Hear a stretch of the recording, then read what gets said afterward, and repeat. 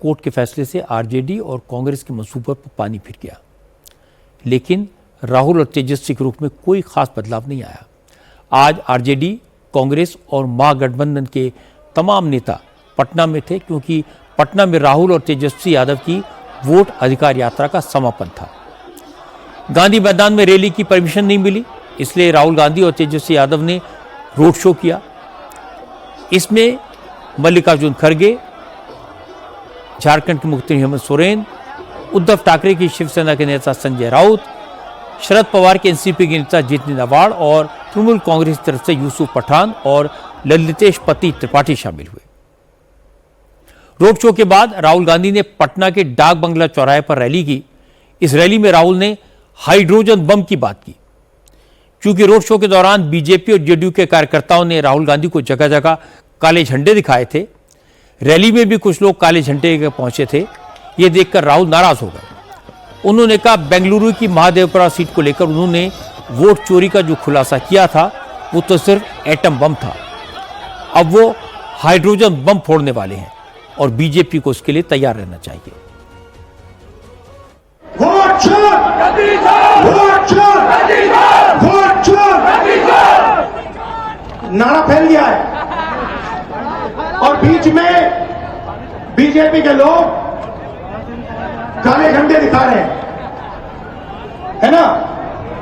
अब मैं बीजेपी से कहना चाहता हूं, अच्छी तरह सुन लीजिए, बीजेपी के लोग अच्छी तरह सुन लीजिए। भैया, एटम बम का नाम सुना आपने? सुना है एटम बम का नाम? उससे बड़ा क्या होता है? उससे बड़ा क्या होता है? एटम बम से बड़ा हाइड्रोजन बम होता है। होता है नहीं होता है? माधवपुरा में हमने एटम बम दिखाया था। बीजेपी के लोगों तैयार हो जाओ, हाइड्रोजन बम आ रहा है, हाइड्रोजन बम आ रहा है, तैयार हो जाइए। आपकी जो सच्चाई है, वोट चोरी की सच्चाई है, वो पूरे देश को पता लगने जा रही है। आने वाले समय में मैं आपको गारंटी करके दे रहा हूं, हाइड्रोजन बम के बाद नरेंद्र मोदी जी अपना चेहरा इस देश को नहीं दिखा पाएंगे। लेकिन बीजेपी के नेताओं ने राहुल गांधी की इस धमकी का मजाक उड़ाया। रविशंकर प्रसाद ने कहा राहुल गांधी का एटम बम तो फुस हो चुका, इसलिए हाइड्रोजन बम कैसा होगा इसका अंदाजा सबको है। रविशंकर ने कहा कि राहुल को थोड़ी मैच्योरिटी दिखानी चाहिए, वो विपक्ष के नेता हैं, कम से कम अपने पद की गरिमा का ख्याल तो रखना चाहिए। मित्रों, राहुल गांधी को जब भी सुनता हूं, संसद के अंदर या संसद के बाहर, तो मुझे कई प्रकार के एंटीना को खोलना पड़ता है उनकी बात को समझने के लिए। आज उन्होंने कहा मैंने एटम बम फोड़ा है, अब मैं हाइड्रोजन बम फोड़ूंगा। अभी तक तो दुनिया में हाइड्रोजन बम नहीं फटा है,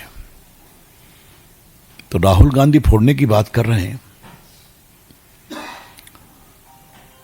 अगर चुनाव के गणना को लेकर उनका कर्नाटक का एटम बम था तो फुस हो गया, वो दिवाली का एक छोटा पटाखा भी नहीं निकला। राहुल गांधी जी, क्या हो गया है? इतना अपने को आप हल्का क्यों बना रहे हैं? याद है ना, मोहब्बत की दुकान लेके चले थे अपनी यात्रा में, याद है कि भूल गए आप लोग? उस मोहब्बत की दुकान में कितना नफरत परोसा, ये भी आप जानते हैं।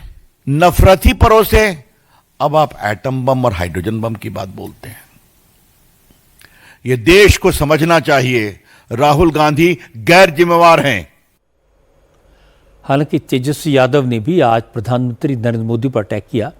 तेजस्वी ने कहा कि मोदी सरकार एफआईआर कराकर उन्हें डराना चाहती है, लेकिन लालू यादव का बेटा किसी से डरेगा नहीं। हम लोगों पे मुकदमा कराते, तेजस्वी पे मुकदमा कराया एफआईआर का। हम लोग डरे वाला है। जब लालू जी इनके आकर वाणी जी को गिरफ्तार कर दिए तो लालू जी का बेटवा डरा जाएगा।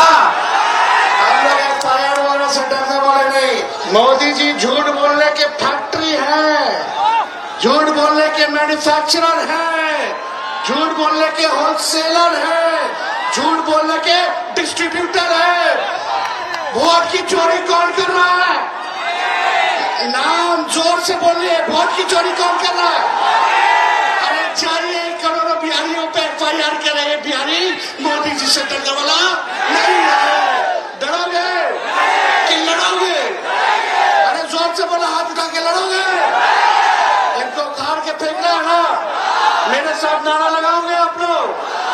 हम बोलेंगे देश का भूत, आप बोलना मोदी का झूठ। देश का भूत, देश का भूत, देश का भूत। तेजस्वी यादव की बातों का जवाब दिया केंद्रीय मंत्री गिरिराज सिंह ने। गिरिराज सिंह ने कहा कि राहुल गांधी के चक्कर में तेजस्वी यादव की रही सही जमीन भी निकल गई। राहुल गांधी ने बिहार और बिहारियों को गाली देने वाले रेवंत रेड्डी और MK स्टालिन जैसे नेताओं को बुलाया। इसे बिहार के लोग कभी माफ नहीं करेंगे। मैं तो यही समझता हूं कि बिहार में इस यात्रा के कारण इंडी गठबंधन का थूपड़ा साफ हो जाएगा। उन्होंने किसको ले गए? रेवंत रेड्डी को, जो बिहार को गाली देने का काम किया था, बिहार के DNA को चैलेंज किया था। ये किसको ले गए? स्टालिन को, जो स्टालिन हिंदुओं को गाली दिया था, जो स्टालिन का खानदान बिहारियों को गाली दिया था। अब बताइए बिहार क्या ये अपमान बर्दाश्त करेगा?